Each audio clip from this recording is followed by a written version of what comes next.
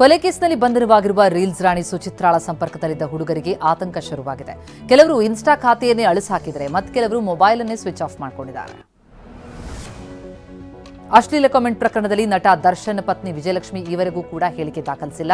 ಜನವರಿ 21ರಂದು ಬಿಎನ್ಎಸ್ಎಸ್ 183 ಅಡಿಯಲ್ಲಿ ಹೇಳಿಕೆ ಕೊಡುವಂತೆ ಕೋರ್ಟ್ ಸೂಚನೆ ಕೊಟ್ಟಿತ್ತು. ನೋಟಿಸ್ ಕೊಟ್ಟು 21 ದಿನ ಆದರೂ ಕೂಡ ಇವತ್ತು ನಾಳೆ ಅಂತ ಮೀನಾಮೇಷ ಎಣಿಸ್ತಾ ಇದ್ದಾರೆ.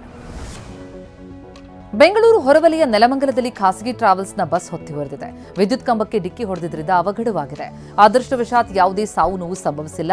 ಬಸ್ನಲ್ಲಿದ್ದ 40 ಪ್ರಯಾಣಿಕರು ಅಪಾಯದಿಂದ ಪಾರಾಗಿದ್ದಾರೆ. ಹುಬ್ಬಳ್ಳಿಯಲ್ಲಿ ಬಿಆರ್ಟಿಎಸ್ ಚಿಗರಿ ಬಸ್ನಲ್ಲಿ ಬೆಂಕಿ ಕಾಣಿಸಿಕೊಂಡಿತು. ಹೊಸೂರು ಸರ್ಕಲ್ ಬಳಿ ಬೆಂಕಿ ಕಾಣಿಸಿಕೊಳ್ತಾ ಇದ್ದಂತೆ ಬಸ್ನಿಂದ ಇಳಿದ ಪ್ರಯಾಣಿಕರು ಪ್ರಾಣ ಉಳಿಸಿಕೊಂಡಿದ್ದಾರೆ.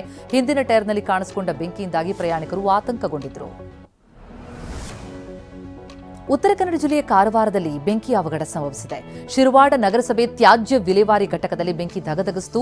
ತ್ಯಾಜ್ಯ ವಿಲೇವಾರಿ ಘಟಕದ ಪ್ಲಾಸ್ಟಿಕ್ ಸಂಗ್ರಹ ವಿಭಾಗದಲ್ಲಿ ಈ ಘಟನೆ ನಡೆದಿದೆ.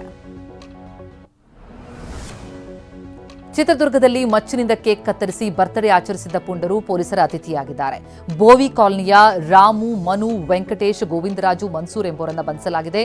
ಆರೋಪಿಗಳು ಯೂನಿಯನ್ ಪಾರ್ಕ್ ಬಳಿ ಮಚ್ಚಿನಿಂದ ಕೇಕ್ ಕತ್ತರಿಸಿ ಪುಂಡಾಟ ಮೆರೆದಿದ್ರು. ಶಿವಮೊಗ್ಗದಲ್ಲಿ ಅಕ್ರಮವಾಗಿ 7 ನಾಡ ಬಂದೂಕು ತಯಾರಿಸ್ತಾ ಇದ್ದಂತಹ ವ್ಯಕ್ತಿಯ ಬಂಧನವಾಗಿದೆ. ಶಿಕಾರಿಪುರ ತಾಲೂಕಿನ ಭದ್ರಾಪುರದಲ್ಲಿ ಆರೋಪಿ ಕಾರ್ಪೆಂಟರ್ ಲಕ್ಷ್ಮಣಪ್ಪನನ್ನ ದಸ್ತಗಿರಿ ಮಾಡಿದ್ದಾರೆ. ಮೈಸೂರು ನಗರದಲ್ಲಿ ಸರ್ಕಾರಿ ಜಾಗ ಒತ್ತುವರಿ ತೆರವು ಕಾರ್ಯಾಚರಣೆ ನಡೆಸಲಾಗಿದೆ. 2010ರಲ್ಲಿ ವಿದ್ಯಾರ್ಥಿ ನಿಲಯಕ್ಕೆ ಮಂಜೂರಾಗಿದ್ದ ಜಾಗವನ್ನು ಪಾರ್ಕಿಂಗ್ ದಂಧೆಗೆ ಬಳಕೆ ಮಾಡಿಕೊಳ್ಳಲಾಗ್ತಾ ಇತ್ತು. ರಹಸ್ಯವಾಗಿ ಮಹಿಳಾ ಅಧಿಕಾರಿಯ ಖಾಸಗಿ ದೃಶ್ಯವನ್ನು ಸೆರೆ ಹಿಡಿದು 50 ಲಕ್ಷಕ್ಕೆ ಬೇಡಿಕೆ ಇಟ್ಟಿದ್ದ ನಕಲಿ ಪತ್ರಕರ್ತರ ಗ್ಯಾಂಗ್ ಈಗ ಬೆಳಗಾವಿ ಪೊಲೀಸರ ಅತಿಥಿಯಾಗಿದ್ದಾರೆ. ಗೋಕಾಕ್ ನಗರದ ಸಮೀರ್ ನಿಸಾರ್ ಅಹಮದ್ ಶೇಖ್, ಅಬ್ದುಲ್ ರಶೀದ್ ಮಕಾಂದಾರ್, ಮೊಹಮ್ಮದ್ ಬಾಳೆಕುಂದ್ರಿ ಬಂಧನ ದಸ್ತಗಿರಿ ಮಾಡಲಾಗಿದೆ. ಸಿಐಡಿ ಸೈಬರ್ ಅಪರಾಧ ವಿಭಾಗ ಭರ್ಜರಿ ಕಾರ್ಯಾಚರಣೆ ಮಾಡಿದ್ದು ಸೈಬರ್ ದಂಧೆಯಲ್ಲಿ ತೊಡಗಿಸಿಕೊಂಡಿದ್ದ 13 ಮಾಸ್ಟರ್ ಮೈಂಡ್ಗಳನ್ನು ಬಂಧಿಸಲಾಗಿದೆ. ರಾಜ್ಯದ 100 ಕಡೆಗಳಲ್ಲಿ ಕಾರ್ಯಾಚರಣೆ ನಡೆಸಿ 13 ಮಂದಿಯನ್ನು ದಸ್ತಗಿರಿ ಮಾಡಲಾಯಿತು.